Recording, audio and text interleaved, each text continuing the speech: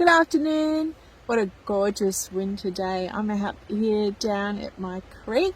This area here is really heavily affected by the bushfires, and when the ground is quite disturbed, the exciting thing about it is that a lot of herbs actually come up from that disturbed soil.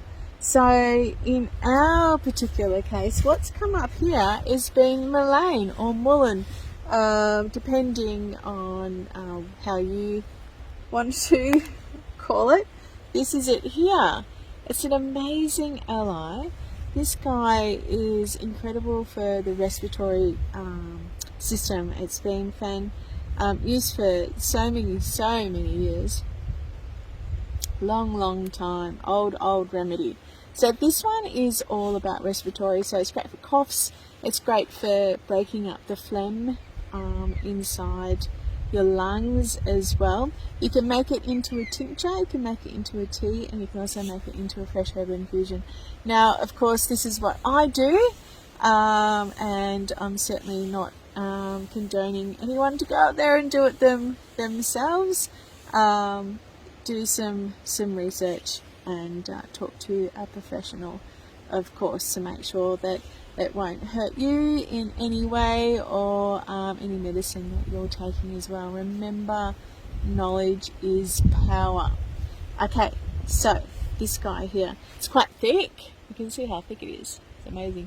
And these little hairs, you know, there's this wives' tale out there that people are saying that if you run out of toilet paper, to go out and use mullein.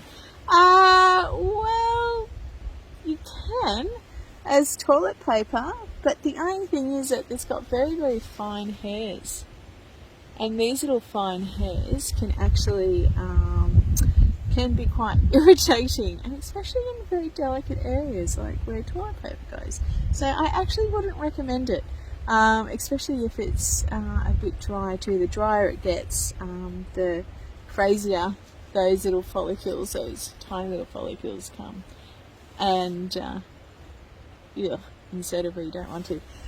So anyway, this is a really fantastic time to be harvesting these guys, because they're putting all their energy into the actual small leaves.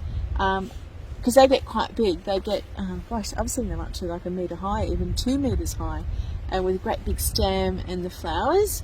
So you don't want to harvest it then. You can harvest the flowers and make something else, and when it get to that point, that's probably halfway through summer, end of summer, that happens.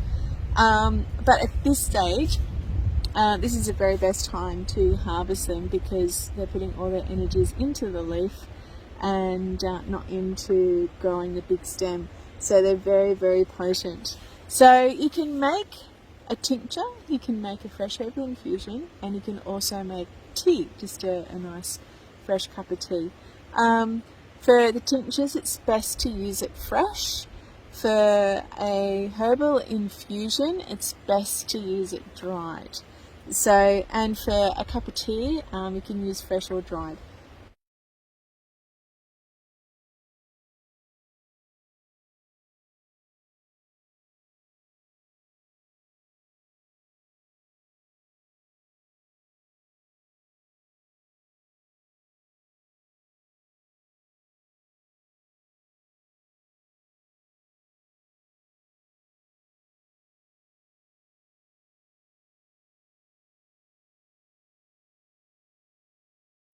I'm out here in the front of my lab, and so I'm going to dry some of these leaves for the fresh herbal infusion, because it's best, mullein is best done in a fresh herbal infusion with the dried leaves. So there's 2 ways you can dry. You can do outside, air dry, or you can do like in a humidifier, where you get a bucket with a lid on it, and you put a little, like a dehydrator in there later on. So I like to outdoors dry. I don't like to use an oven to dry, because they just get too basically it just forms them into dust. And for what we need to do, it's not suitable. So I've got these great racks at the front of my lab that Greg has made for me, and I've just simply got 2 bits of wire. So the wire, it's just fly wire. It's pretty cool. So, and all you do is just lay them out like so, and then I'll put the fly wire on top and something heavy on there too, so it doesn't blow away. There we go, all done. So the rocks are there just to keep it down. And with this sort of method too, you can keep layering. So you can do another layer of herbs, another layer of mesh, another layer of herbs, because it's outside, it's getting loads of airflow through them. So let's go up to the house and make some stuff. So we've harvested our Mullein, whatever you like to call it. What do you like to call it, Greg? Mullein. So this is for a tincture. So quite simply, we're just going to chop it up with some scissors. Is a nice easy way to do it, as long as you've got nice sterile scissors. And so we're going to be doing this in an alcohol. Now the alcohol that we're going to be using is vodka, and it's 100 proof. So what 100 proof actually means is that it's 50% water and 50% alcohol, and that's so you can consume it without hurting yourself. And we need the water to break down the water soluble components to Mullein.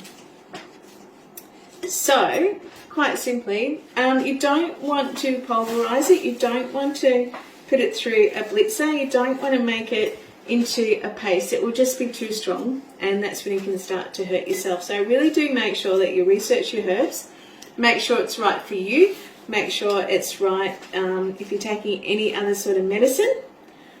And another way to actually work out if it's also right for you, when you do tinctures, don't put different sorts of herbs into one tincture, because then you won't be able to, you won't know what herb is doing you good or not. Or what you might have a reaction to also. Yeah, or what you might have a reaction to. Now this is a fairly big jar. You certainly don't need to be doing it this big, that's for sure. If you can get yourself a tiny little jar, it doesn't have to be mason either, because we're not putting hot water in here, we're putting cold liquid. So even if you do like a little one like this, because you're only taking drops, you're not taking like, you're not necking it. It's not like a glass full. So, this is going to last for years, basically. So when you buy your alcohol, your vodka, you can make quite a few tinctures and have, a medicine chest of your own. So again, this is for colds, for coughs, for anything to do with your chest. It breaks down the phlegm, and it really helps to heal those sort of ailments. So you want to pretty much, there's no hard and fast rule here. It's just basically filling it up to the top. I'm compacting it a little bit, but not too much. I'm not like shoving it right in there. Now to make a herbal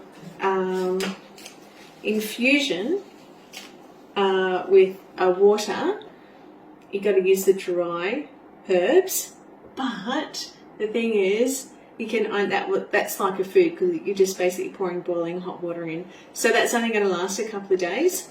Or you can make yourself a cup of tea, which is something for right now, and then your tincture is something that you have in your medicine cabinet for, it could be in the middle of summer that you might need it, because this will take 8 weeks to make.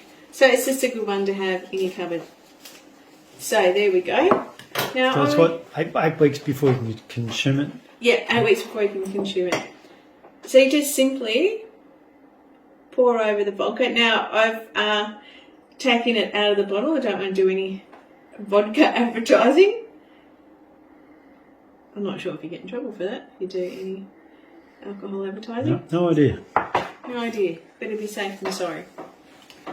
Okay, so one thing really, do make sure that you get that liquid all the way up to the top so there's no oxidization.